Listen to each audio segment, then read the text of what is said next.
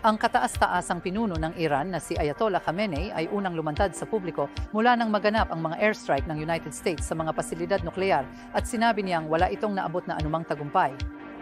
Ipinahayag niyang nagwagi sila sa labanan laban sa Israel at sinabi niyang ang mga pag-atake ay wala namang ibang layunin kundi pagpapakitang gilas lamang ni Pangulong Trump. Kung ang mga ulat ng intelihensya ay magpapatunay na kayang payamanin ng Iran ang uranium sa antas na ikinababahala ninyo, iisipin na bang bombahin ulit ang bansa? Oo, walang pag-aalinlangan, tiyak na gagawin ko. Nagpapanik ang China tungkol sa pag-atake ng Israel sa Iran. Kita mo, winasak lang ng Israel ang oil refinery ng Iran sa Tabriz. 70% ng langis ng Iran ay diretso pumupunta sa China. At ngayon, nanganganib na ang supply na iyon. At kung hindi pa sapat yon, inanunsyo rin ng Israel na magpapatuloy pa ang operasyong ito ng ilang araw pa. Ngayon, nag-aalala ang China na baka atakihin ng Israel ang maliit na islang ito, ang Kharg Island, dahil kung mawawala ang islang ito, titigil ang ekonomiya ng China. Kaya, ano ba ang meron sa islang ito? At napakahalaga nito? At bakit ito nagiging malaking target? Bago tayo magsimula, siguraduhin mong pindutin ang like at subscribe button sa ibaba. Nakakatulong ito sa amin na makapaghatid sa inyo ng magagandang content tulad nito ng regular. Ngayon, simulan natin sa kasaysayan ng isla ng Kharg. Ang isla mismo ay talagang maliit, 7.7 milya kwadrado lang o mga 20 kilometro kwadrado kung eksakto. Hindi ito naging kapaki-pakinabang para sa maraming bagay. Pero simula noong dekada 1950, naging malaking sentro ito ng langis. Kasi meron itong perpektong lokasyon para magsilbing terminal ng langis. Matatagpuan ito mga 25 kilometro o 16 na milya mula sa baybayin ng Iran, mismo sa Persian Gulf. At dahil may malalim itong daungan, kaya nitong tumanggap ng malalaking tanker na hindi makadaong sa ibang mga pantalan ng Iran. Hindi angkop ang ibang mga pantalan sa lugar dahil madalas silang tamaan ng bagyo. Bukod pa rito, sa timog kanluran ng Iran, karamihan sa mga oil field ng Iran ay malapit lang, na isa pang malaking kalamangan. Ang mga oil field na ito ay may humigit kumulang 10% ng pandaigdigang reserba ng langis o mga 150 bilyong bareles. Kaya ang National Iranian Oil Company o National Iranian Oil Company ay nagsimula ng konstruksyon sa Kharg Island noong 1950. Ikinonekta nila ang isla sa mainland gamit ang maraming submarine pipes na nag-uugnay sa isla sa karamihan ng mga oil field ng Iran. At hindi nagtagal, ang oil terminal sa Kharg ay nagkaroon ng export capacity na milyon-milyong barrels kada araw na may dos-dosenang storage tanks at docks na itinayo para sa layuning ito. Ang Kharg Oil Terminal ay kayang magproseso ng 3 uri ng langis. Ito ay light at heavy crude at offshore oil mula sa mga oil field sa dagat. At ang isla ay hindi lang ginamit bilang oil terminal para sa pag-export ng crude oil. Noong 1969, nakipagtulungan ang National Iranian Oil Company sa American Oil Company o American Oil Company para itatag ang Kharg Petrochemical Facility.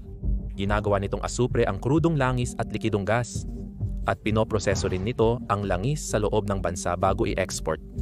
Kaya mas naging mahalaga ang mga export ng Iran. Sa simula, lahat ng mga export na ito ay ikinakarga sa mga tanker mula mismo sa isla. Pero nang dumating ang mga tanker na may bigat na mahigit 200 at 70,000 tonelada nagdagdag ng artipisyal na pantalan malapit sa timog silangang baybayin noong 1970 at 70 at natapos ito noong 1974. Ang pinakamalalim na bahagi ng bagong pantalan na ito ay 32 metro. Ibig sabihin kaya nitong tumanggap ng mga supertanker na hanggang 500,000 tonelada. Ang mga tanker na ito ay maaaring mapuno sa loob ng 24 hanggang 48 oras. At kaya nilang gawin ang 400 nautical mile na biyahe papunta sa Strait of Hormuz sa loob ng 24 hanggang 30 oras. At noong nadagdag na ang artipisyal na isla, ang Kharg ay humahawak na ng halos 70% ng kabuuang oil exports ng Iran. na nag-e-export ng 6 na milyong bariles kada araw sa rurok nito. Ito ang nagsilbing gulugod ng lumalagong ekonomiya ng Iran dahil noong dekada 1970 regular na nagtala ang Iran ng double-digit na paglago ng gross domestic product. Ang lungsod ng Tehran ay mabilis na lumalago at ang bansa ay mabilis na nagmomodernisa sa hindi pa nararanasang bilis. Maganda pakinggan, di ba? Pero nakakagulat man, hindi talaga masaya ang mga tao. Kasi mula pa sa simula, marami ng dayuhang puhunan sa industriya ng langis ng Iran. Natuklasan ang langis noong 1908 ng isang grupong British ng mga negosyante at ang unang mga oil field ng Iran ay dinevelop ng Anglo-Persian Oil Company na kalaunan ay naging British Petroleum. Ang problema, karamihan ng perang galing sa langis ay napupunta sa mga kamay ng mga British na hindi nagustuhan ng mga tao. Kaya noong 1953, sinubukan ng punong ministro ng Iran na isabansa ang industriya ng langis na nakaapekto sa mga interes ng kanluran. Hindi ito nagustuhan ng United Kingdom at United States at nagsanipuwersa ang CIA at Military Intelligence, ANIM. Nagplano ng kudeta para papagsakin ang pamahalaan ng Iran. Ibinalik nila sa pwesto si Shah, na siya ring hari ng Iran, at binigyan siya ng mas malawak na kapangyarihan kaysa dati. Kaya naging diktador siya. At ang karamihan sa mga tao sa Iran ay naniniwala talaga na ipinagtatanggol niya ang mga dayuhang interes. Nakikipagtulungan siya sa militar ng Estados Unidos at pumipirma ng mga kasunduan sa negosyo kasama ang mga kumpanyang kanluranin na hindi talaga gusto ng mga tao. Nang nagsimulang supilin ng siya ang mga kalaban sa politika gamit ang kanyang lihim na pulis na tinatawag na sabak, talagang nagsimula ng magsawa ang mga tao. Ngayon, pinag-uusapan natin ang isang pag-atake militar sa mga pasilidad ng langis ng Iran. At maniwala ka sa akin, hindi gusto ng YouTube ang ganitong klase ng nilalaman. Masyadong totoo, masyadong politikal, masyadong kontrobersyal. Kaya bago ito tuluyang mawala, tulungan mo akong panatilihing buhay ito. I-like at mag-subscribe sa video.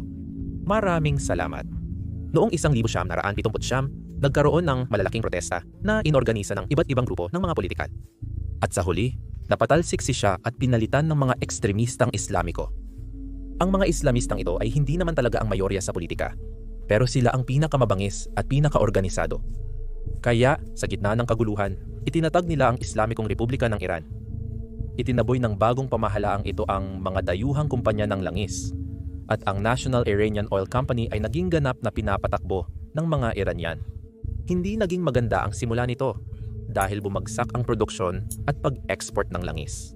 Umalis ang mga dayuhang kumpanya, dala ang lahat ng kanilang teknikal na kaalaman at maraming dayuhang manggagawa ang tumakas dahil sa takot na usigin. Bukod pa rito, mabilis na napasok sa alitan ang Islamikong Republika ng Iran at ang United States na siyang pinakamalaking merkado ng langis. Dahil noong 1979, nagsimula ang krisis ng mga bihag sa embahada ng United States sa Tehran. 53 Amerikano ang naging bihag ng mga armadong estudyante sa loob ng 444 na araw at tuluyang nasira ang relasyon ng United States at Iran. Hinawakan ng mga revolusyonaryo ng Iran ang mga diplomat ng United States sa ilalim ng baril upang maiwasan ang isang bagong kudeta at pilitin ang United States na ibigay ang Shah na tumanggap ng asylum sa United States.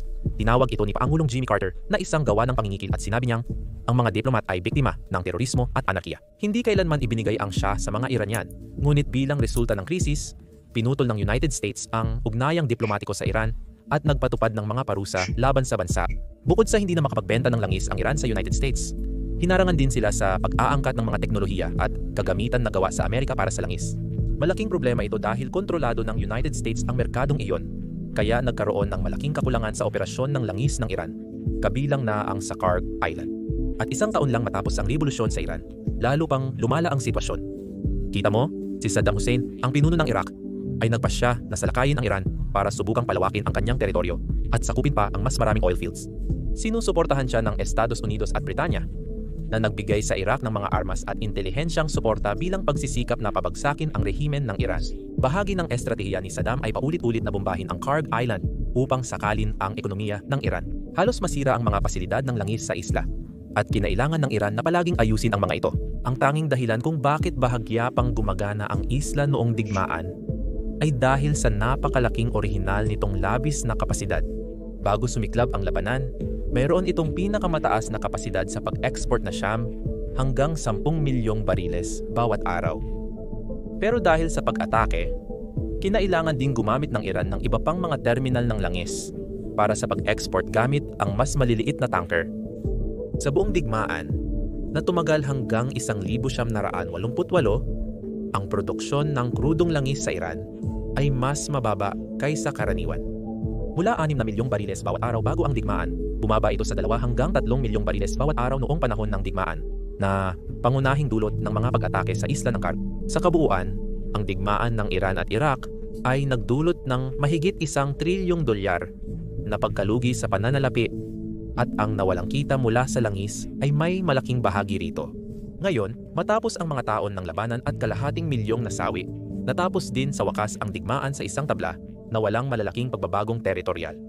Sa bagong kalagayan, matapos ang 1988, pumasok ang Iran sa isang mabagal ngunit tuloy-tuloy na yugto ng muling pagbangon, kung saan ang industriya ng langis ay may malaking papel. Muling itinayo ang isla ng Karg, kasama ang inayos na mga pasilidad para sa paglo-load ng langis, inayos na refinery, at maging mga bagong base militar para protektahan ito sakaling magkaroon ng mga susunod na pag-atake.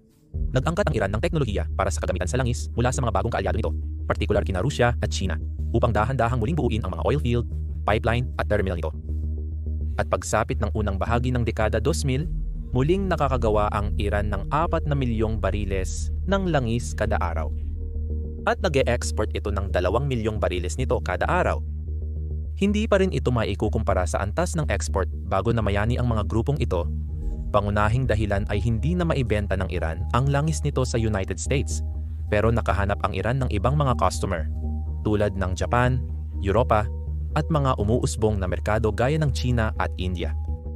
Nagsimula rin itong ibenta ang langis nito sa kalapit bansa nitong Turkey. Ang murang supply ng langis ay nagpasigla rin ng paglago ng ekonomiya sa loob ng bansa, dahil mabilis na nakarecover ang ekonomiya ng Iran noong dekada 2000. Ang gross domestic product nito ay tumaas mula 110 bilyon noong taong 2000 hanggang 600 at 40 bilyon noong 2012. Ito ay nakatulong sa rehimeng Iranian upang manatili sa kapangyarihan. Pero hindi ito nagtagal.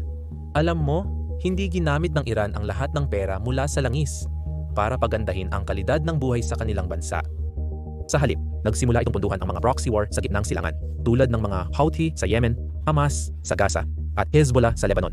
Tinawag ito ng Iran na Axis of Resistance, at ang layunin ay ipalaganap ang revolusyonaryong ideolohiyang Islamiko ng Iran at palawakin ang saklaw ng impluwensya ng Iran. Sa huli, nais ng Iran na alisin ang Israel sa mapa, paalisin ng tuluyan ang mga kanluraning bansa sa gitnang silangan at maging mas makapangyarihan kaysa sa mga bansang Arabo na pinamumunuan ng Saudi Arabia. Ang ibang mga bansa, kabilang ang Estados Unidos, ay hindi nagustuhan ang layunin ito at patuloy na nagpatupad ng mga parusa at inihiwalay ang bansa. Pero ang talagang naging malaking problema ay nang nagsimulang maghangad ang Iran ng kakayahang nuclear. Dahil noong 2002, inakusahan ng Estados Unidos ang Iran na sinusubukang gumawa ng mga sandatang nuklear na lalabag sa kasunduan sa hindi pagpapalaganap ng sandatang nuklear. At sa mga sumunod na taon, patuloy na pinayaman ng Iran ang uranium na papalapit sa antas na maaring gawing sandata na nagdulot ng matinding tensyon. Kaya mula 2011 hanggang 2013, naglunsad ang United States at European Union ng malalaking parusa na tinarget ang Central Bank ng Iran at mga bumibili ng langis ng Iran at pinutol ang koneksyon ng Iran sa SWIFT banking system. Bilang resulta, bumagsak ng mahigit 50% ang export ng langis ng Iran.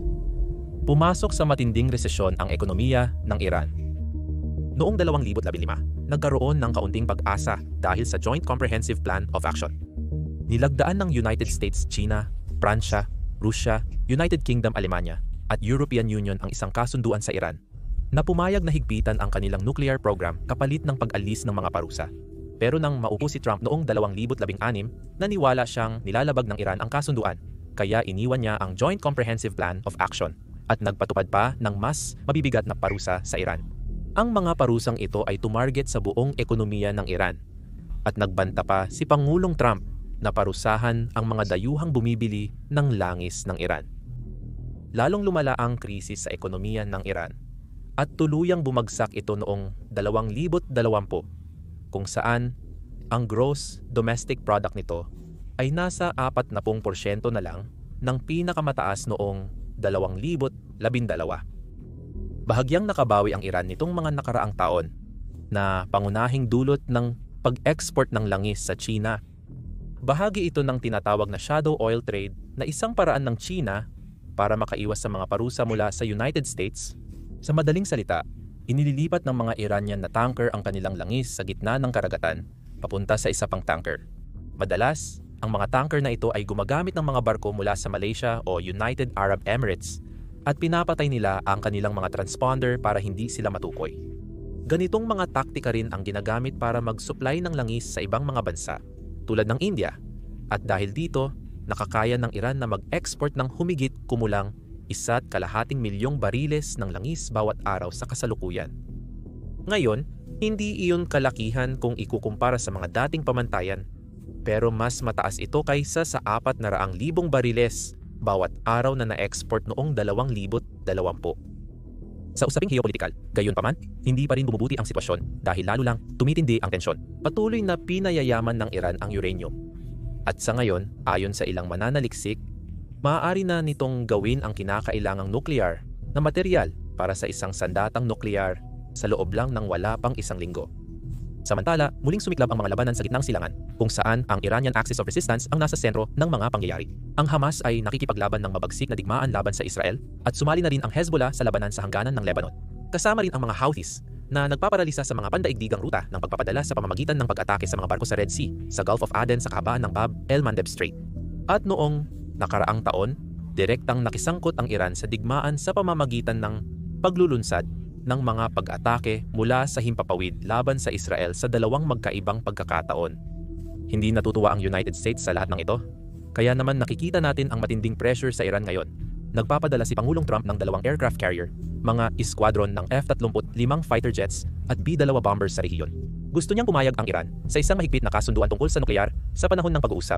Pero kung hindi ito mangyari, sinabi niya na malalagay sa malaking panganib ang Iran. At iyon ay dahil sa panahon ng armadong labanan sa pagitan ng Iran at United States na malamang ay sasali rin ang Israel sa panig ng Amerika. Siguradong masisira ang Kharg Island. Masisira nito ang buong ekonomiya ng Iran. Dahil 70% ng mga export ng langis ng Iran ay matitigil. Mawawala ang 50 bilyong halaga ng kita ng Iran mula sa langis. Masisira ang balanse ng kalakalan ng Iran at mapipilayan ang pananalapi ng kanilang gobyerno. Sa ngayon, mahigit 65% ng kita mula sa langis ng mga pambansang kumpanya ng langis ay napupunta sa gobyerno, na ginagamit naman ito sa militar at sa aksis ng paglaban. Direktang matatamaan din ang militar ng Iran dahil lalo na silang nasasangkot mismo sa negosyo ng langis.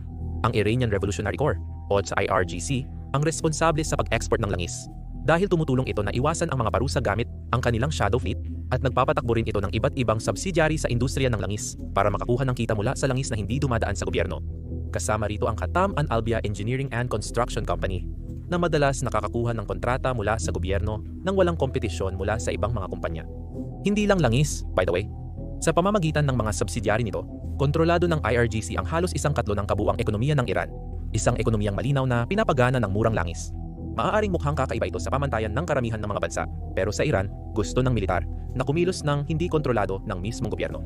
Yun ay dahil ang IRGC ay direktang sumasagot sa pinakamataas na pinuno, habang ang gobyerno ay binubuo ng isang semi-demokratikong halal na presidente at isang parlamento. Kaya, ang IRGC ng pinakamataas na pinuno ay may hiwalay na pinagmumulan ng pondo para mapanatili ang ganap na kontrol. Pero kung bumagsak ang pag-export ng langis, matapos ang isang pag-atake sa Kharg Island at tuluyang bumagsak ang ekonomiya sa malalim na resesyon, malinaw na hindi na iyon gagana. Magkakaroon ng matinding kakulangan sa pondo ang IRGC na ibig sabihin mawawala na ang mga pundasyon ng kapangyarihan ng pinakamataas na pinuno. Maaaring magdulot ito ng isang pag-aalsa ng taumbayan katulad ng nangyari noong 1979, pero sa pagkakataong ito laban naman sa rehimeng Islamista. At ang pagtutol sa diktadura ay unti-unti nang nabubuo. Noong 2017 hanggang 2018, nagkaroon ng mga protesta sa mahigit 80 lungsod laban sa kahirapan sa ekonomiya. Noong Nobyembre ng 2019, muling nagkaroon ng malalaking protesta kung saan tinatayang 1,500 tao ang napatay ng mga puwersa ng gobyerno. Noong 2022, matapos ang pag-aresto at pagkamatay ni Mahsa Amini dahil sa pagsusuot ng hindi tamang hijab, nagkaroon ng panibagong kilusan ng protesta sa lahat ng 31 probinsya kung saan mahigit 500 tao ang napatay. Kaya kung tuluyang bumagsak ang buong ekonomiya at nasa pinakamahinang kalagayan ang rehimen, maaaring ito na ang katapusan.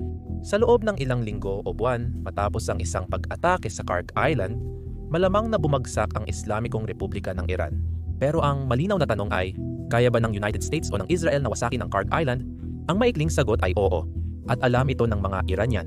Matapos ang missile attack ng Iran sa Israel noong Oktubre ng 2024, nagsitakas ang mga tanker mula sa Kharg Island bilang paghahanda sa posibleng ganting atake ng Israel.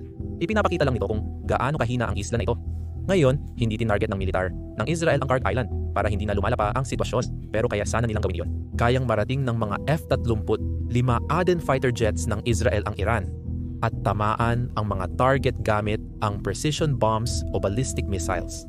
Noong nakaraan, inatake pa nga ng Israeli Air Force ang Yemen na mas malayo pa. Malamang na makakaiwas sa pagkakadetect ang mga F-35 Aden fighters dahil sa electronic jamming.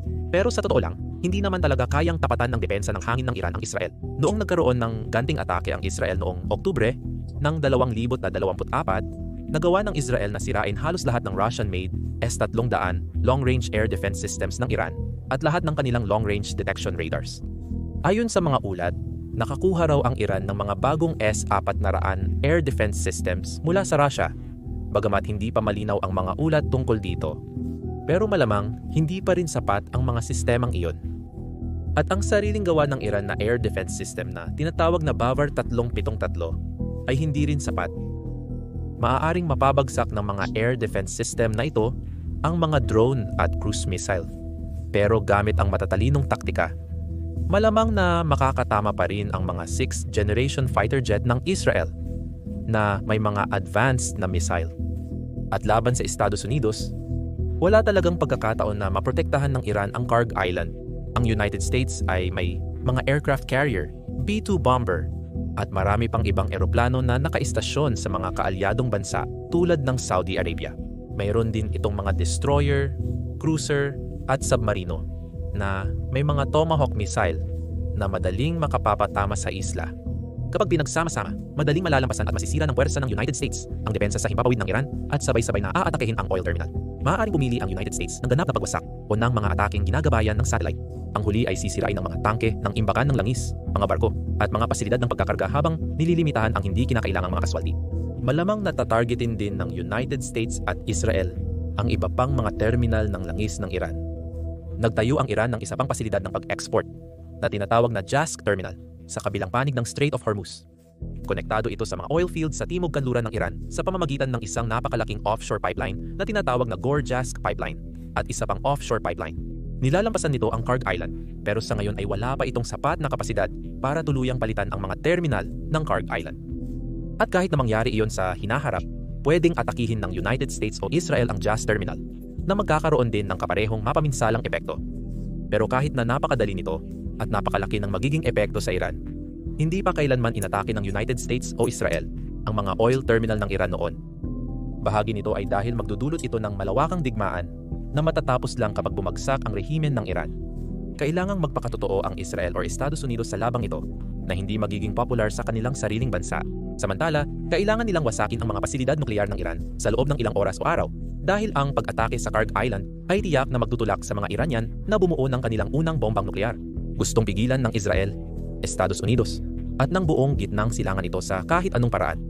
Bukod pa rito, ang pagsira sa pag-export ng langis ng Iran ay magkakaroon ng matinding epekto sa pandaigdigang pamilihan ng langis. Bagaman nagkakaiba-iba ang mga pagtataya dahil mahirap subaybayan ang tinatawag na shadow fleet, malamang ay kabilang ang Iran sa 10 pinakamalalaking nag-e-export ng langis sa buong mundo. Kung mawawala ang supply ng langis mula sa Iran, tiyak na tataas ng malaki ang presyo, marahil aabot sa 85 hanggang 100 kada bariles. Apektado ang mga mamimili sa buong mundo, pati na sa United States. Kahit hindi bumibili ng langis ng Iran ang United States, susubukan ng China na bumili ng langis mula sa ibang bansa na magdudulot ng malaking kakulangan sa supply at tuloy-tuloy na epekto. Dahil magdudulot ito ng panibagong bugso ng inflasyon, hindi talaga ito ang gustong opsyon ni Pangulong Trump dahil nais niyang mapanatili ang mataas na approval rating niya. Ang tanging sitwasyon kung saan magkakaroon ng saysay ang pag-atake sa Kharg ay kung ito ay napagkasunduan at isinagawa kasama ang iba pang mga bansa sa Gulpo. Kita mo, ang mga bansa tulad ng Saudi Arabia ay madaling makakabawi sa nawalang export mula sa Iran kung itataas lang nila ang kanilang kapasidad sa produksyon.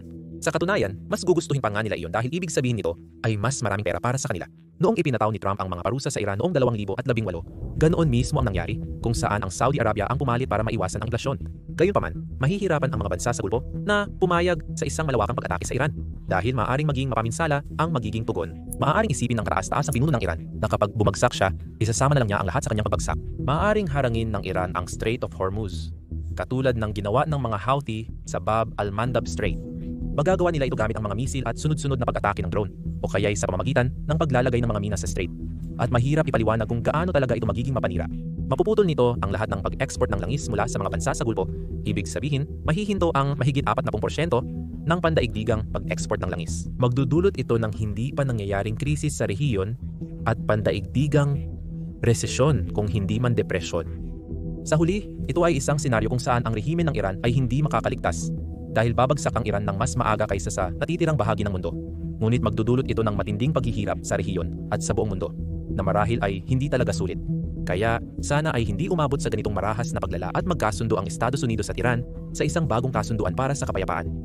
Pero sa isang totoong senaryo ng digmaan, ang isla ng Karg ang dahilan kung bakit hindi makakaligtas ang Islamikong Republika ng Iran. Salamat sa panonood.